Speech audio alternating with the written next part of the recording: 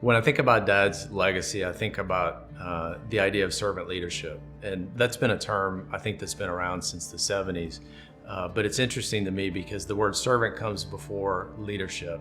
And that's really, I think, how Dad has earned his ability to be a leader, is by serving others. And if you talk to anybody who knows Dad, you would know that he's very humble, he's very caring, he's very others focused. And I think that's that servant attitude that allows him to really be an effective leader. As human beings, we tend to be really hard on ourselves. And, sometimes things happen and they're delivered to you like right when you need them. And I did a presentation on safety harnesses for the fabrication part of the yard and our part of the yard at a safety meeting. And it was a time where I feel like I wasn't doing enough and I wasn't getting enough done. And my phone rang one day, and it was Mr. Hank commending me on the great job that I had did. And at that time, it was a new breath of life for me personally, and definitely motivated me to push harder at my job. So I'll never forget that phone call, and I'll never forget his kind words, because they were definitely delivered from him when I needed them most. I remember for the oil spill, he and I had attended a safety meeting on the beach, and we were sitting there waiting on the crew to show up.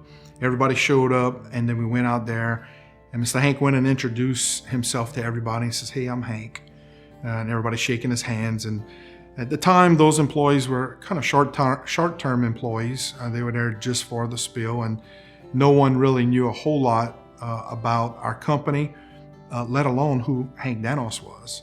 So I remember as he was introducing himself, everybody was just acting nonchalant, and he was too, and he was enjoying the moment, and they had no idea who he was. But the message that he relayed to those employees around safety would have been like it was a safety specialist. They listened, they took what he said to heart, and he made an impact. I've never had one negative moment. I've never felt bad about one thing, because I always felt supported by Mr. Hank. And that trickle-down effect that he has on all of management to support safety, it's expected. But it's not in a way to where it's a burden. It's just part of who we are. That's how we're gonna live. That's how we're gonna serve. That's how we're gonna meet the challenges of our community. That's how we're gonna get better in the industry, and that's how we're gonna lead above and beyond. So the value he has in safety is unique, and it's worthy of repeating by not only management, but all of our employees. He's a great example of leading in safety. I think Mr. Hank's legacy would be compassion, respect, honesty. He's very trustworthy. When they have different elections in the bayou with amendments and people running, I always put down who I want to vote for, and then I sit down with Mr. Hank, and he goes over everyone with me, and he explains it to me where I can understand it, and I trust his opinion, and then he lets me decide for myself, but he does explain it to him. I think when I think of Mr. Hank, I would say, like my daddy, he's just good people. As a child growing up, there's a lot of kids that look at their parents and they hear what to do, but they don't see what to do. So when I think about integrity, I think about Hank specifically, and Mom as well, but Dad always setting an example, living an example, and showing us, not telling us what to do. Of course, he did that and he corrected us, but he showed us what to do. I think of the way he engaged with us, the way he engaged in the community, the way he engaged from a work standpoint. He was always present, even though he was busy and had things to do. Family was first, and integrity was paramount and at the center of everything that he always did. We were trying for a long time with one of our local customers to get some benefits added to our contract. And boy, we had countless meetings with this particular customer. And somebody suggested, why don't you bring in Mr. Hank and see what happens?